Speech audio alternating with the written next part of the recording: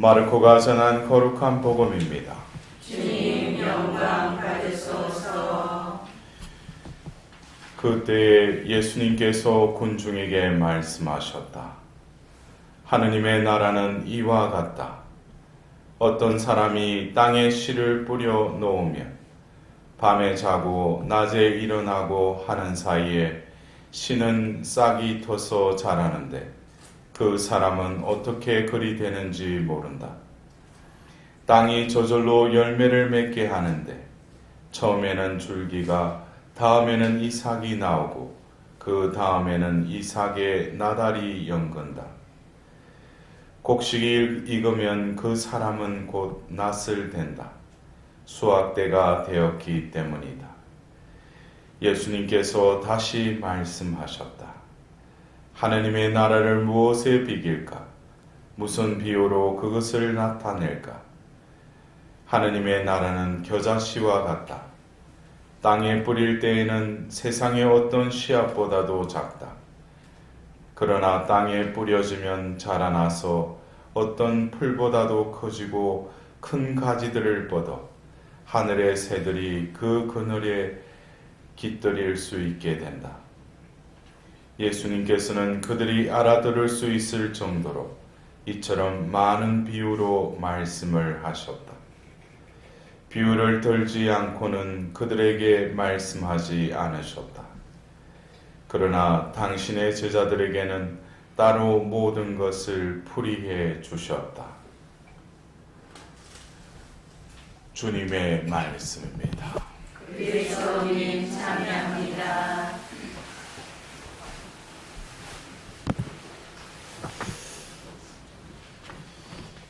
예수님께서 공생애 중에 하느님 나라에 대한 말씀을 하시면서 비유를 들어서 이렇게 말씀하십니다. 근데 오늘 우리가 들었던 복음의 마지막에는 그 제자들에게는 따로 모든 것을 풀이해 주셨다라고 또 이렇게 적혀 있죠. 우리가 예수님의 그 마르코 복음 4장 11절에도 그 제자들에게 너희에게는 하느님 나라의 신비가 주어졌지만 저 바깥 사람들에게는 모든 것이 거저 비유로만 다가간다. 그러니까 하느님 편에서는 이 말씀을 이렇게 하실 때 어떤 사람은 아무리 그걸 알아들으려고 해도 알아들을 수가 없다는 거예요. 왜냐? 이건 신비이니까. 이것은 어떤 분석을 해서 어떤 주석학적으로 아무리 그거를 뜻을 헤아린다고 하더라도 깨달음은 그것은 성령께서 하시는 것이죠. 그래서 하느님 나라의 신비가 너희들에게는 주어졌다고 그랬어요. 그렇다면은 우리들도 역시 하느님의 자녀라면 이 비유의 말씀이 선포될 때 여러분들이 이 하느님 나라의 이 비유의 말씀, 이 신비를 어떻게 알아들으셔요? 네. 그것에 대해서 분명한 내가 확신이 없으면은 어떻게 보면은 나는 하느님 자녀가 아니죠. 바깥 사람이죠. 그냥 그 하느님 나라의 비유의 말씀을 듣고도 생각으로, 추론적으로 그 하느님 나라를 생각한다면은 그것은 신비가 아니죠. 신비는 하느님의 영역이죠.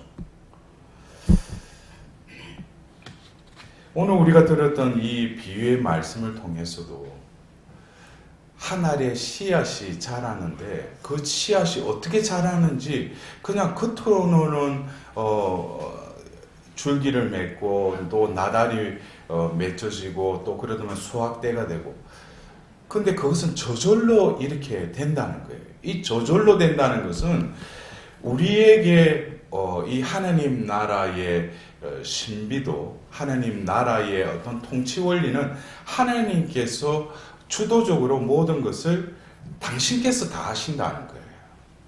그래서 오늘 우리가 들었던 이 복음 환호송의 그 후렴의 말씀도 아버지는 하늘나라의 신비를 철부지들에게 드러내 보이셨나이다 그랬어요. 이건 예수님의 그 말씀이시죠.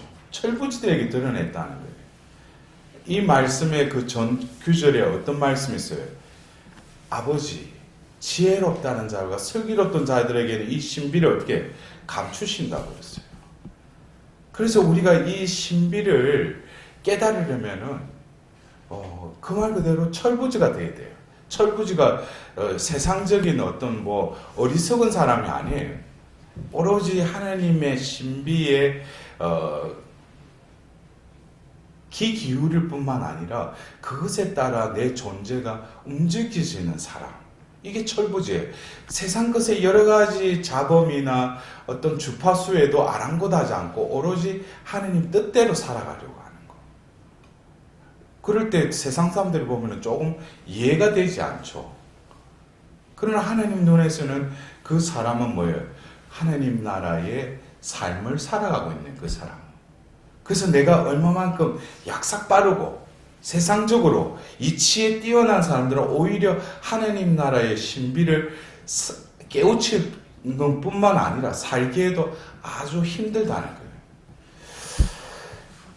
우리가 이 나탄의 예언을 통해서 다윗의 그 후손 중에 왕자를 이어가리라는 그 엄청난 하나님의 축복이 내린 지가 언젠데 또 다윗이 오늘 그 죄를 지은 그 말씀을 오늘 우리는 들었지 않습니까?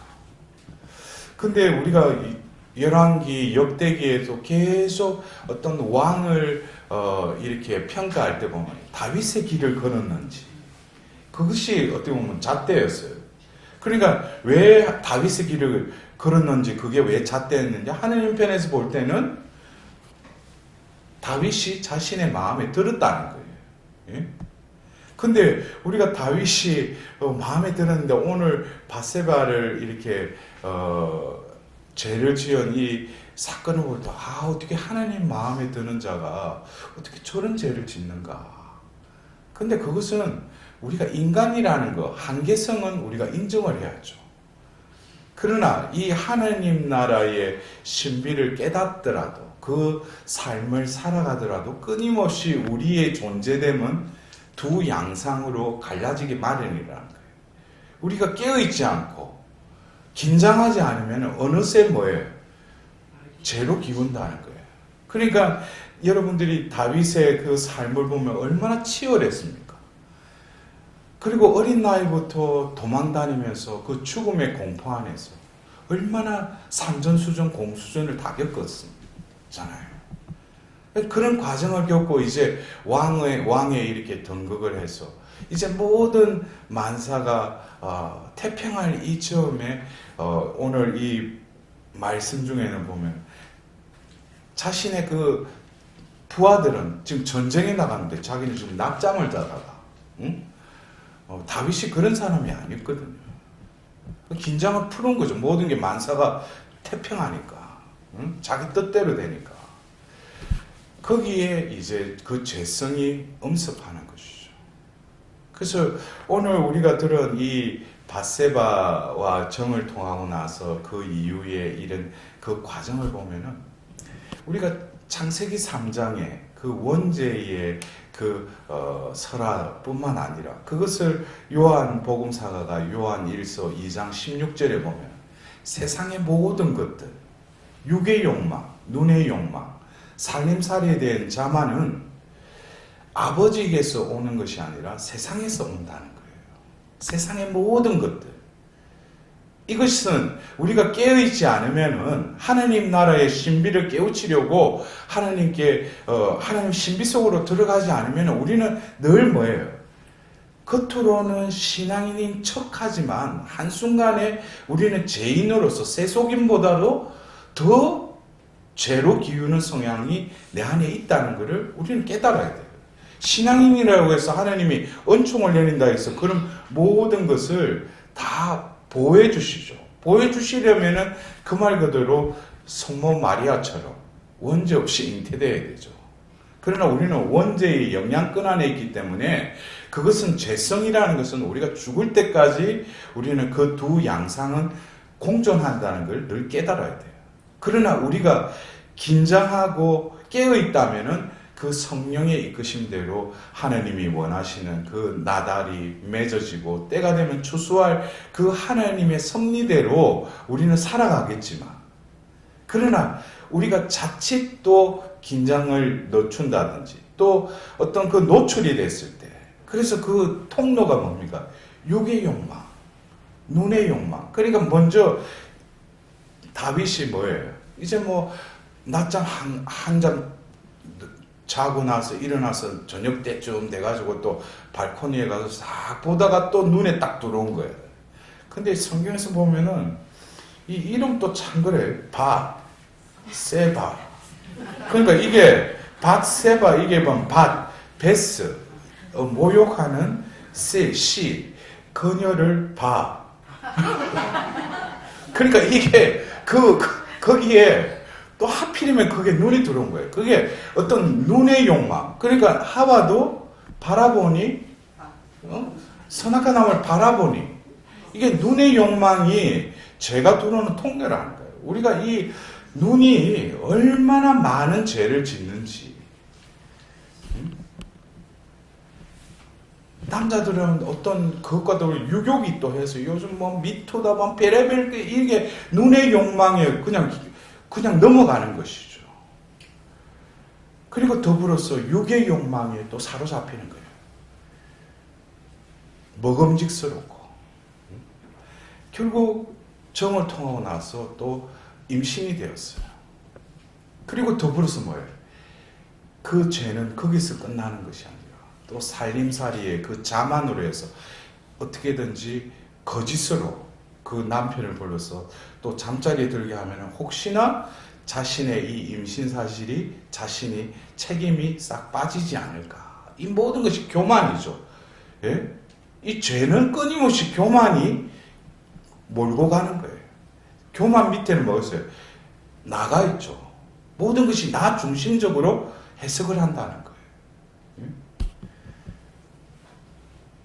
결국 그 밧세바의 남편까지 죽게 만들잖아요. 그러니까 이게 야고보서에 말하는 그 욕심이 결국 죄를 낳고 결국 죽음으로 이어지는, 어떻게 보면 우리가 이 알기는 다 알아요. 죄가 어느 통로를 통해서 들어오고 또 어떤 결과를 낳는다는 거.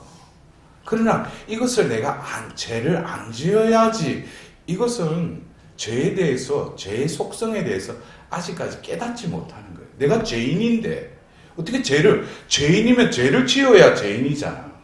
예? 죄인이 죄를 안 지으면 죄인이 아니지. 죄인은 죄를 지을 수밖에 없어요.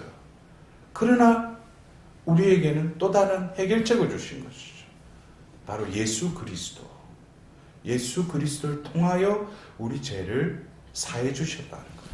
그러니까 예수 그리스도와 함께 또 예수 그리스도를 위하여 살면은 이 죄로부터 보호를 받는다는 거예요. 어떻게 보면은 오늘 이 다윗의 그 죄를 짓고 나서 얼마나 마음이 아팠겠어요.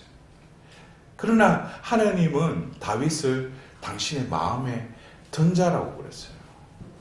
우리도 그래요. 죄는 죄인인 인간이 치울 수밖에 없는 거지만 그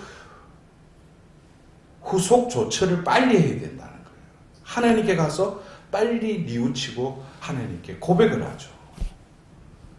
그리고 저는 오늘 우리가 이 하답송의 시편 부름에는 이렇게 나오지 않지만 다윗은 다른 여느 사람과 틀린 것이 바로 사무엘을 통해서 기름을 부으면서 하나님의 영이 그 안에 머무르면서 늘 그와 함께 있다고 사무엘서에 나와 있어요.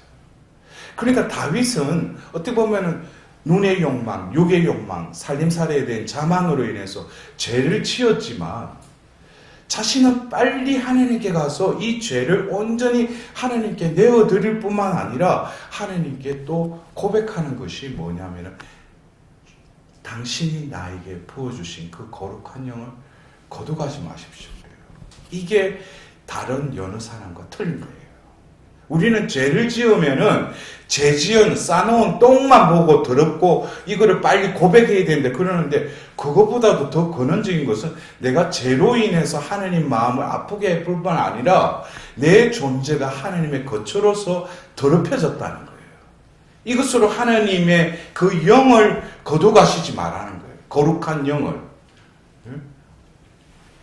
그러한 어떤 센스가 있었기 때문에 하나님은 같은 영혼이라도 많은 이들이 죄를 짓고도 그 죄에 대해서만 자꾸 보면은 죄책감을 가지고 그래요. 그것보다도 더 근원적인 건 내 존재가 하나님으로부터 났고 하나님과 함께 살도록 불림을 받은 존재라면 빨리 하나님께 가서 뭐예요? 이걸 털어놓고 회복을 해야죠.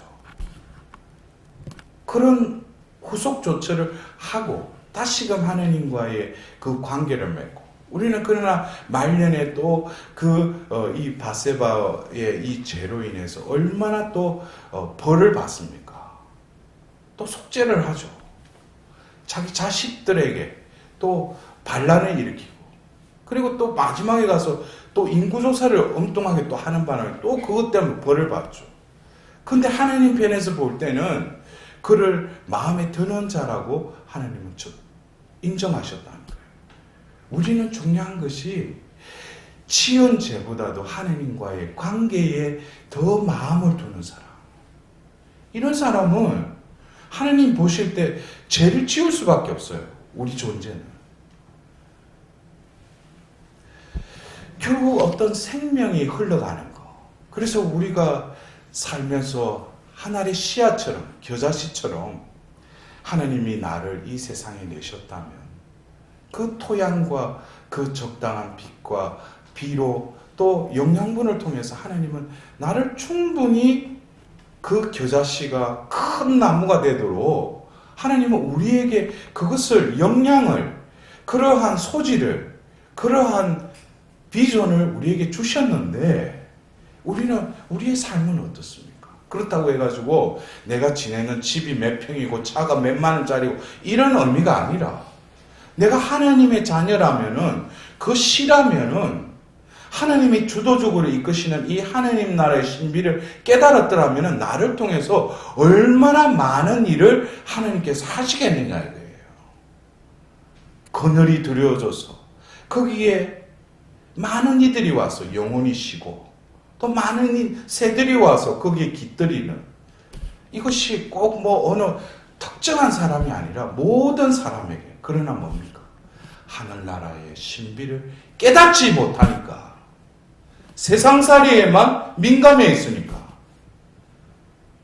우리는 과연 하나님 나라에 대한 동경과 더불어서 그 신비를 깨달으려고 성령께 간구하고 그것을 깨닫게 해달라고, 진정으로 내 삶이 이 땅에 살더라도 하늘나라의 추수의 일꾼으로서 하나님 영광을 드러내는 자로 살게 해달라는 오롯한 마음이 내 안에 있느냐 이거예요.